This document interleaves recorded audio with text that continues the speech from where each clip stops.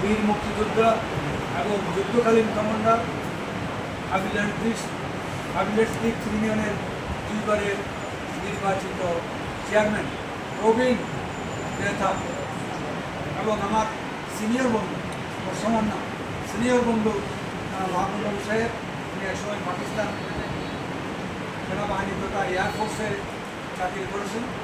সেই মাহমুদ সাহেব এখানে সম্বর্ধিত ব্যক্তিত্ব আবিন আক্তার চৌধুরী,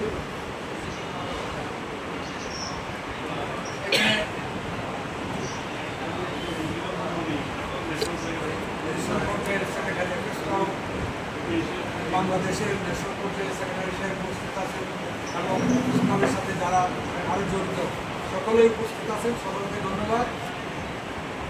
সম্মানিত করা একটা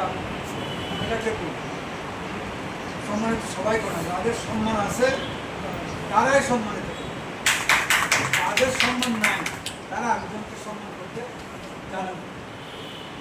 এফএস কাপ অফ বাংলাদেশ বা এর শাখা পটিয়া এরা যে মানুষকে সম্মান করতে জানে তা প্রকৃষ্ট প্রমাণ, জ্বলন্ত প্রমাণ হচ্ছে আজকে এই অনুষ্ঠান এবং এই সম্মানটা সেবামূলক ক্ষেত্রে। এটা মাদার তেরেসা পুরস্কার এবং সেটা ন্যাশনাল হিউম্যান রাইটস সোসাইটি কর্তৃক প্রদত্ত। সুতরাং ন্যাশনাল পর্যায়ে থেকে এটা প্রদান করা হয়েছে। এই কারণে এটি বোঝা যায় যে এটা একটা অসামান্য অর্জন, এটা কোনো ছোটোখাটো অবস্থান থেকে এই পদক দেওয়া হয় নাই, সর্বস্তর থেকে এই পদক প্রদান করা হয়েছে।